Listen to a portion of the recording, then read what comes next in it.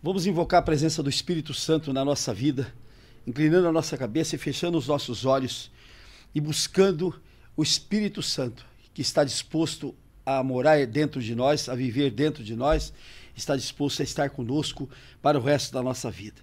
Invoquemos o Espírito Santo de Deus, que é lâmpada para os nossos pés e luz para os nossos caminhos. Invoquemos a presença do Espírito Santo, que é o Consolador, que é o Espírito de sabedoria, Espírito de luz, Espírito de inteligência, Espírito de paz. Invoquemos o Espírito Santo de Deus para que ele nos guie com seus próprios olhos, para que ele nos mostre o caminho que nós temos de seguir para a honra e glória do Senhor Jesus. Os que creem digam amém. Amém. Digam todos comigo: Senhor Jesus, nós declaramos que estamos reunidos aqui e agora em teu santo nome, e a tua promessa é de que quando duas ou mais pessoas se reunirem no teu nome, tu estarás no meio delas.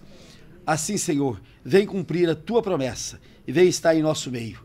É o que nós te pedimos no teu santo nome e na tua santa palavra. Sintamos a presença agora do Senhor Jesus aqui junto conosco. A promessa dele é de que está conosco. Então vamos estar com ele, vamos sentir a presença dele e aproveitemos esse momento em que ele está ao nosso lado para nós confessarmos a ele todos os nossos pecados, todos os nossos erros, todas as nossas faltas, todas as nossas transgressões, tudo aquilo que fizemos em desagrado ao nosso Deus. Confessemos ao Senhor Jesus, então, os nossos pecados. Pecados, digam todos comigo: Senhor Jesus, nós confessamos agora todos os nossos pecados, os nossos erros, as nossas faltas.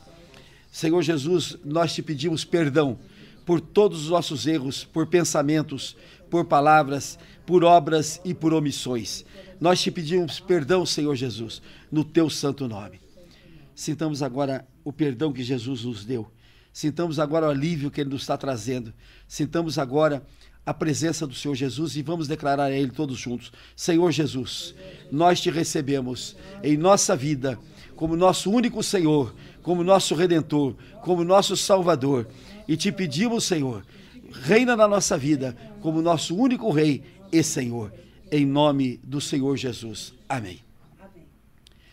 Vamos meditar hoje sobre algumas passagens da Bíblia que nós temos de trazer sempre como lembrança que a Bíblia, ela registra fatos que nós temos de guardar para nós agirmos de acordo com esses fatos quando nós precisarmos de alguma coisa em nossa vida.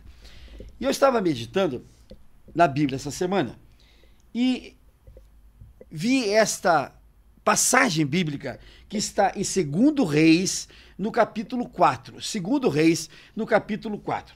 É uma mensagem muito fácil e que todo crente já ouviu, mas nós vamos colocá-la agora como exemplo da nossa vida. É quando Eliseu aumenta o azeite da viúva. Olha o que está escrito aqui em 2 Reis 4. Certa mulher, das mulheres dos discípulos dos profetas, clamou a Eliseu dizendo: meu marido, teu servo, morreu e tu sabes que ele temia ao Senhor. É chegado o credor para levar os meus 2 filhos para lhe serem escravos. Eliseu perguntou: que te hei de fazer? Dize-me que é o que tens em casa. Ela respondeu: tua serva não tem nada em casa, senão uma botija de azeite. Então disse Eliseu: vai, pede emprestado vasilhas a todos os teus vizinhos, vasilhas vazias, não poucas. Então entra e fecha a porta sobre ti e sobre teus filhos, e deita o teu azeite em todas aquelas vasilhas, põe à parte a que estiver cheia. Partiu, pois, dele e fechou a porta sobre si e sobre seus filhos. Este lhe chegava as vasilhas e ela as enchia. Cheia as vasilhas, disse ela a um dos filhos: chega-me aqui mais uma vasilha. Mas ele respondeu: não há mais vasilha nenhuma. E o azeite parou. Então foi ela e fez saber ao homem de Deus. Ele disse: vai, vende um azeite e paga a tua dívida, e tu e os teus filhos vivei do resto. Aquela mulher, cujo marido falecera e lhe deixara um montão de dívida. E ela, diante daquela dívida, daquele valor enorme que ela não podia pagar, diante daquilo tudo, ela foi ao profeta Eliseu e disse a ele: olha, os homens estão na porta da minha casa para levar os meus filhos em pagamento da dívida que meu marido deixou. E você sabe, Eliseu, que ele era um homem temente a Deus. Ele era discípulo seu. Ele estava junto contigo na mensagem de Deus. E Eliseu disse, mas o que eu vou fazer para você? Eliseu devia ser um duro, devia ser um homem que não tinha dinheiro nenhum, era um homem que devia não ter nada para dar para ninguém. Mas o que eu hei de fazer para você? Mas Deus, naquela hora, o Espírito Santo, naquela hora, o iluminou e ele perguntou a ela, o que você tem na sua casa? Ela disse, não me resta mais nada, a não ser uma botija de azeite. Eliseu, inspirado pelo Espírito Santo, Eliseu diz, vai à sua casa, vai aos vizinhos, pede todas as vasilhas vazias que você conseguir arrumar. Tranca a tua porta e lá você deita nas vasilhas aquela botija de azeite que você tem. E ela não questionou, simplesmente foi ela e os filhos e pediu a toda a vizinhança as vasilhas vazias. E trancada a porta, ela despejava sobre cada vasilha aquela botija e não tinha mais fim, porque ela encheu todas as vasilhas, todas, e perguntou aos filhos, traze mais vasilha, e os filhos disseram, não há mais vasilhas.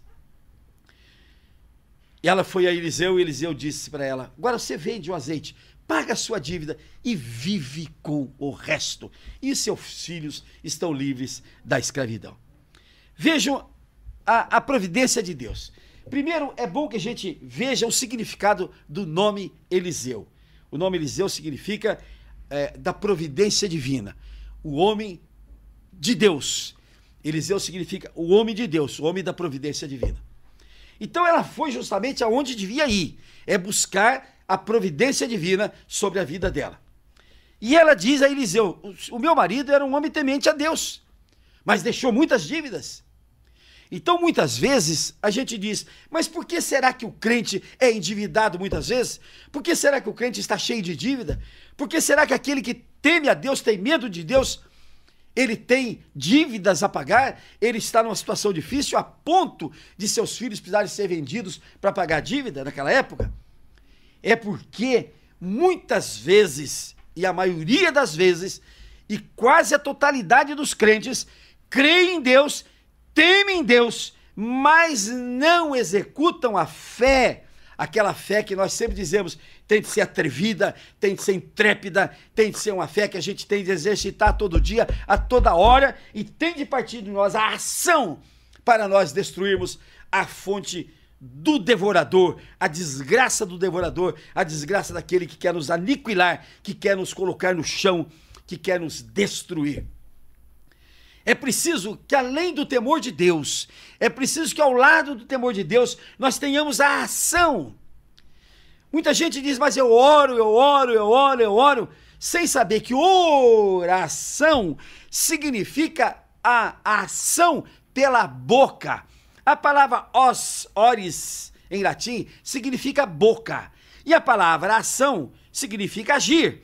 Então, o que é a oração? É o agir pela boca. Mas o que significa agir pela boca? Significa que a gente tenha fé para determinar. Muita gente diz assim, a fé remove montanhas. Muita gente diz isso. A fé remove montanhas. Mas não existe mentira maior que essa. Porque não é a fé que remove montanhas. O que está escrito na Escritura Sagrada?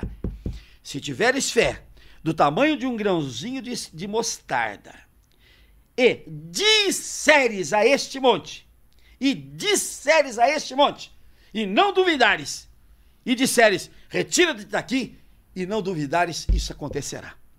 Então não é a fé que remove montanha. Você pode ser a pessoa mais cheia de fé, mas se você não exercitar essa fé, se você não falar essa fé, se você não ordenar essa fé, você não vai conseguir vencer o demônio na sua vida. Hoje, no telefonema, uma senhora dizia para mim, mas eu tenho pedido tanto para Satanás sair de mim. Você pode morrer de pedir para Satanás sair de você, que ele não vai sair. Ele não vai sair, você pode morrer de pedir. Ele vai sair quando você ordenar, sai de mim, Satanás, em nome de Jesus. Aí ele vai embora, bota o rabinho debaixo das pernas e vai embora.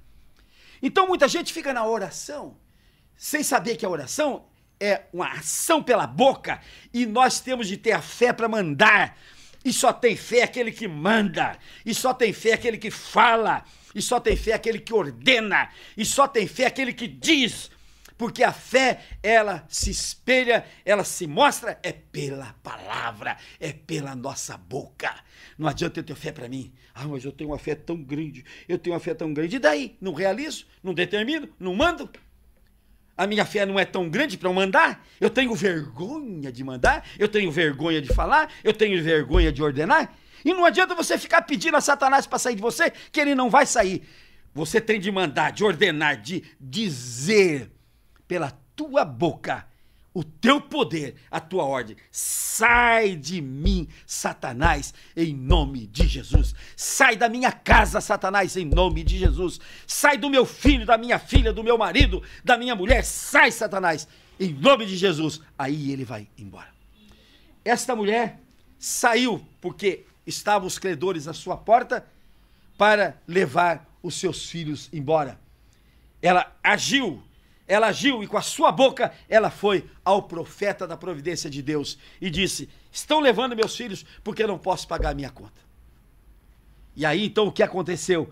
O profeta deu a ela uma ordenança. Gente, pode haver uma coisa mais sem lógica do que esta que Eliseu mandou essa mulher fazer? Pode haver alguma coisa mais sem lógica do que isso? Você vai lá, pede vasilha para os seus vizinhos e põe dentro da sua casa, tranca a porta e você vai colocar aquela botija de azeite em todas as vasilhas. Quer dizer, qualquer um de nós que não tivermos fé, nós vamos dizer para o profeta: mas escuta, eu tenho só uma botijinha de azeite.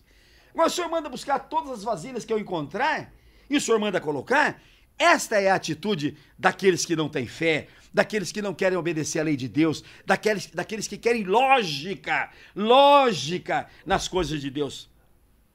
Mas a mulher não discutiu. Foi lá, chamou os filhos, vai buscar na vizinhança todas as panelas, todas as vasilhas que vocês puderem achar. Ela foi buscar, obediente. Eu pergunto, será que tudo aquilo que Jesus fez teve lógica? Quando Jesus, por exemplo, disse aos apóstolos diante daquela multidão de 20 mil pessoas, o que tendes aí para dar para o povo? Nós temos alguns peixinhos e alguns pães. Traz-mo aqui. Mas, Senhor, trazer meia dúzia de pãozinho, meia dúzia de peixinho para essa multidão de 20 mil homens? Não tinha lógica. Mas Jesus disse: traga aqui. Eles trouxeram. Jesus abençoou aquilo, olhou para os céus e mandou distribuir. Os apóstolos pediram: distribuir o quê? Distribuir essa meia dúzia de peixinho, meia dúzia de pão, vamos distribuir o quê? Eles obedeceram? E aí o que eles viram? Multiplicar-se aquele pão e aquele peixe pela palavra de Jesus. Então preste bem atenção. Muitas vezes a gente quer lógica para a gente obedecer. Muitas vezes a gente quer lógica na ordem para a gente obedecer. E Deus não tem a mesma lógica nossa. Deus não tem o mesmo raciocínio nosso. O raciocínio dele é mais alto do que o nosso. O pensamento dele é mais alto do que o nosso. E quando nós ficamos na lógica humana, nós não obedecemos à lei de Deus. Isso me lembra, gente, essa historinha aqui me lembra uma história de um ancestral minha. Que a gente não deve cultuar o ancestral, não deve invocar um ancestral, não deve ficar orando para o ancestral, mas a gente deve lembrar-se do exemplo deles. A minha avó, mãe do meu pai, era uma sertaneja do sertão da Paraíba. Será que pode haver uma tristeza maior do que uma sertaneja no sertão da Paraíba, pobre e viúva,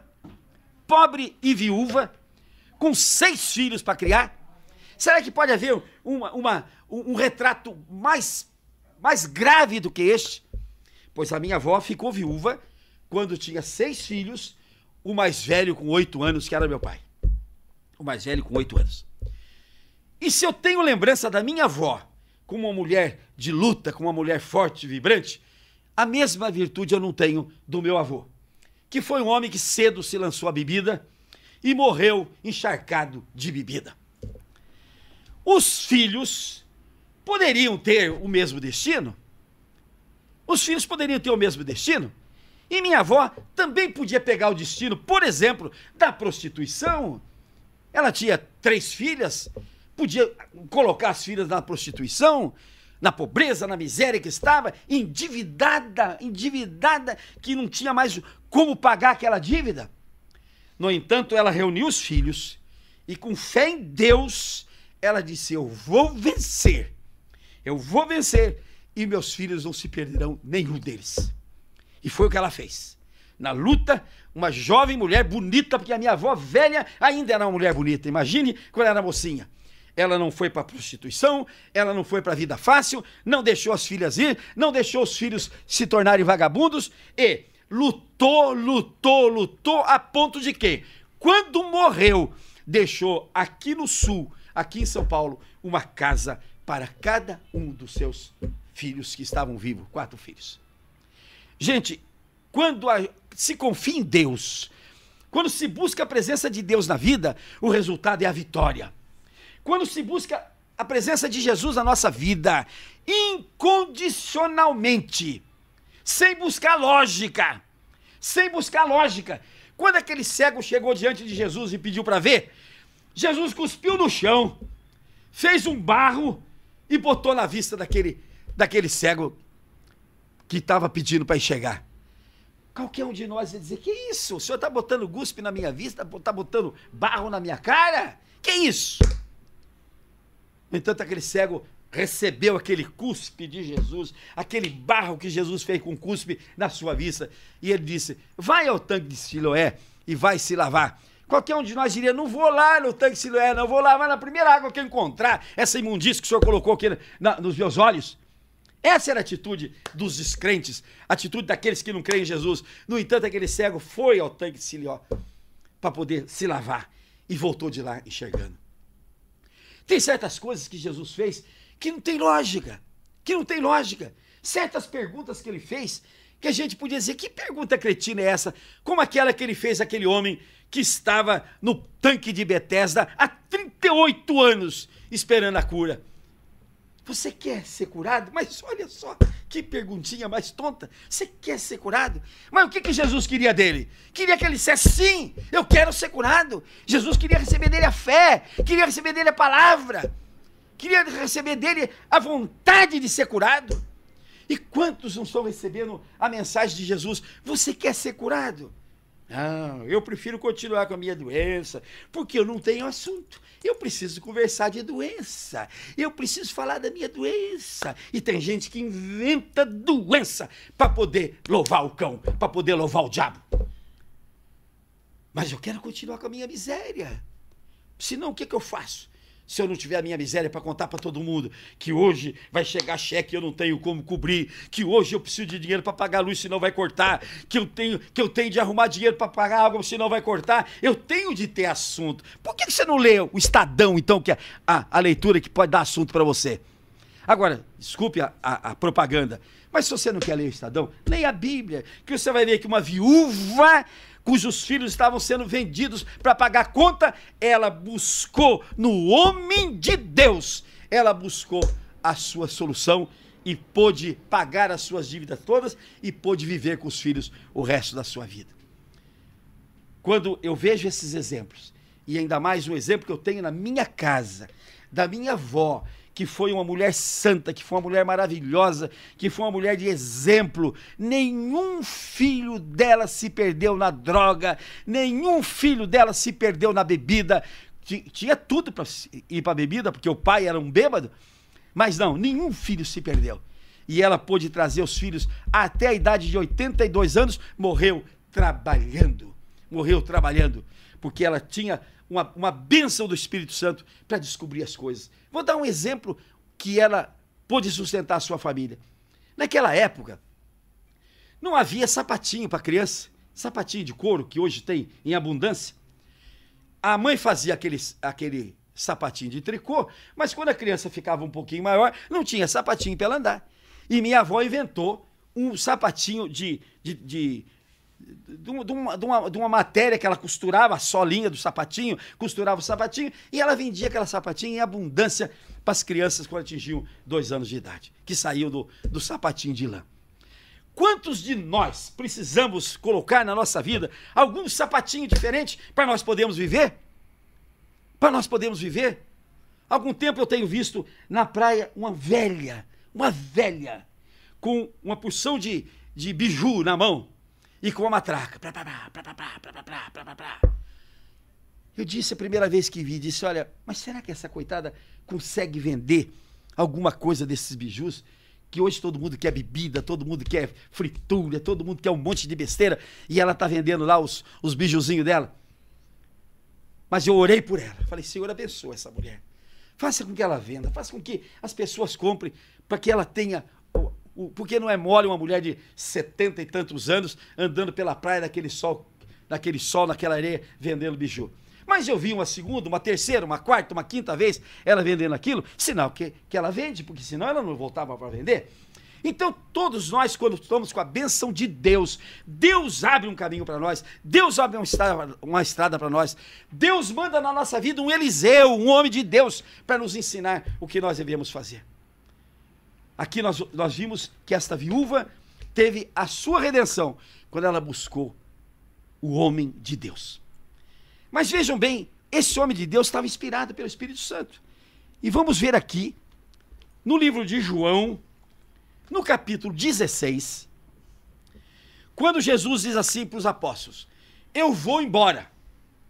E os apóstolos ficaram todos tristes. Eu imagino.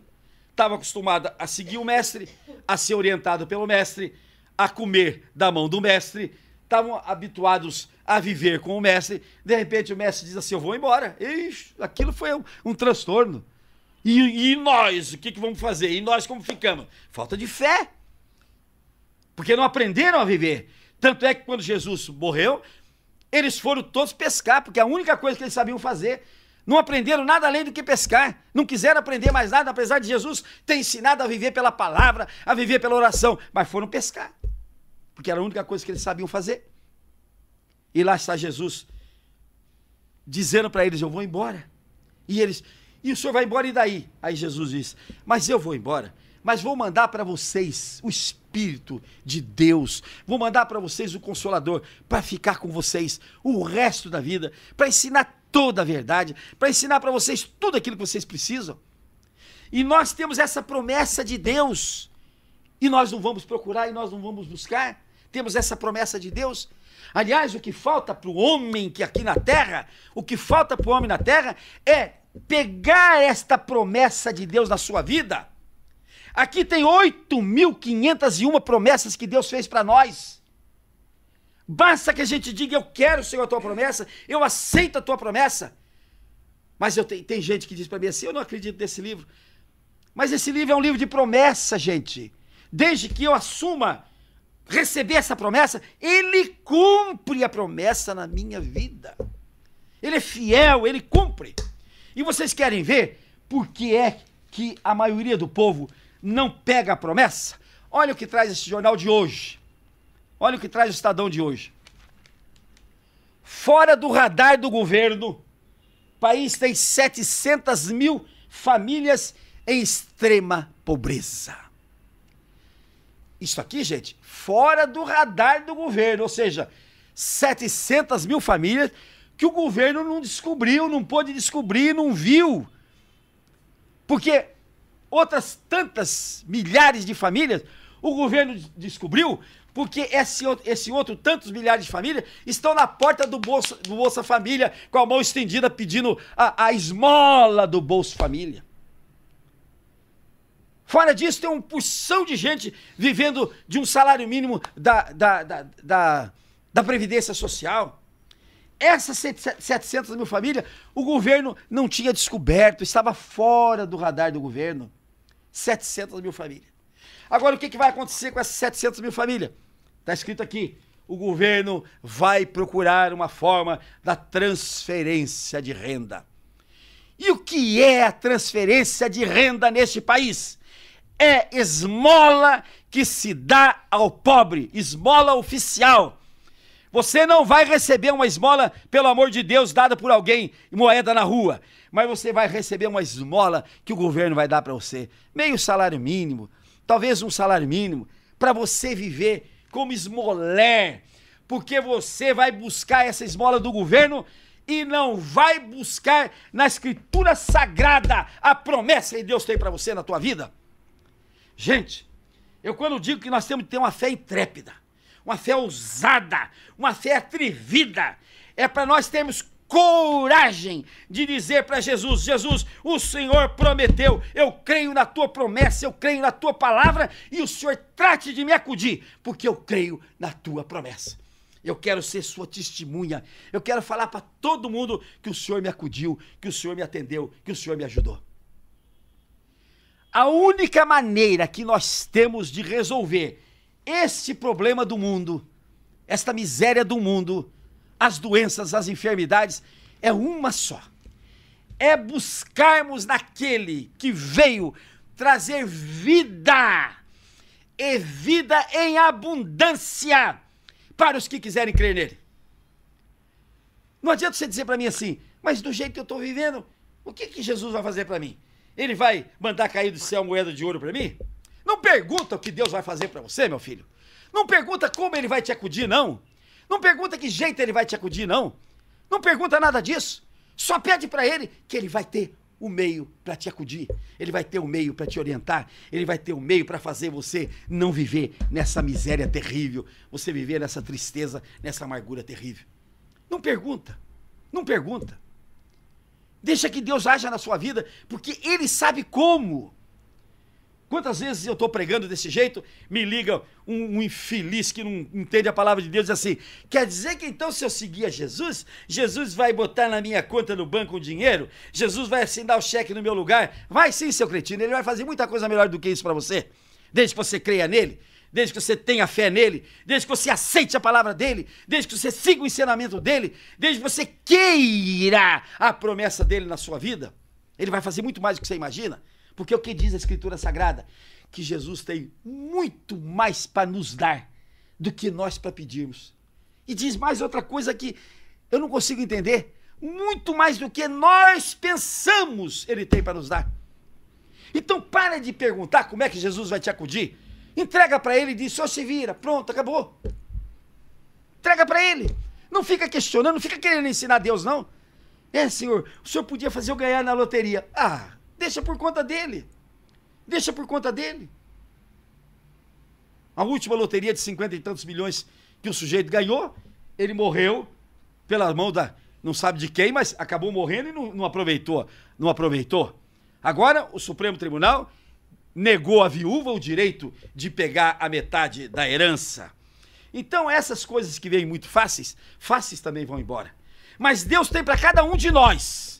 Deus tem para cada um de nós o melhor. E eu sempre uso um erro de português gravíssimo, para que vocês guardem. Deus não tem para nós só o melhor, não. Deus tem para nós o mais melhor, o mais melhor, o mais melhor para cada um de nós. E sabe por que Ele tem o melhor? Porque eu sou a melhor criatura de Deus. Todos nós que estamos aqui somos a melhor criatura de Deus. Olha, nós somos a menina dos olhos de Deus, gente. Nós somos a melhor graça de Deus, somos nós. E por que Deus há de nos abandonar? E por que Deus há de nos deixar? E por que Ele há de nos deixar fora da sua graça? Não, vamos crer nele. E o Espírito Santo está aqui, segundo diz João, no capítulo 16. Que Ele está aqui para nos convencer. E quando Ele vier, convencerá o mundo do pecado, da justiça e do juízo. Uma coisa que nós temos de colocar na nossa cabeça é que todo pecado é uma desobediência a Deus. Todo pecado é uma desobediência a Deus. E todo pecado tem o dedinho mindinho do cão, do Satanás na nossa vida. Ele que impulsiona, ele que faz a gente pecar. E quando a gente peca, o diabo sabe, nós nos desligamos de Deus. Se nós não voltarmos, se nós não pedirmos perdão, nós estamos desligados da aliança com Deus. Então o Espírito Santo vem nos convencer do pecado. Ó, Francisco, não faça isso porque está errado. Não faça isso porque é pecado. Não faça isso porque Deus não quer. Não faça isso porque Deus não gosta. Não faça isso porque isso desagrada a Deus.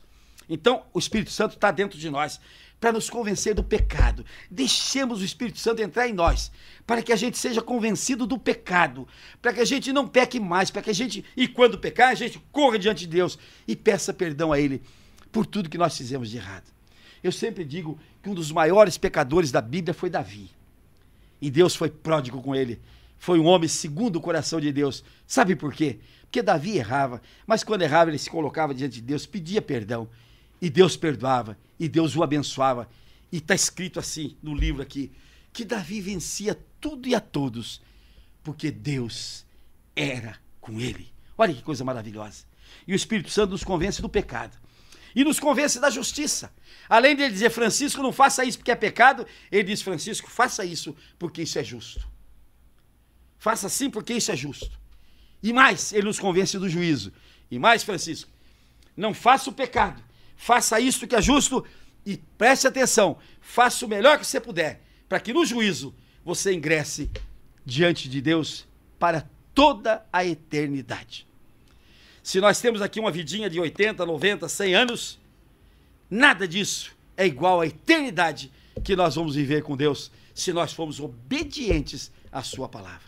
E na obediência é obedecer ao Senhor Jesus, porque Ele tem aqui na terra vida e vida em abundância para todos nós. E na glória Ele tem a vida e a ressurreição para a glória de Deus. Jesus é o caminho, Jesus é a verdade e Jesus é a vida.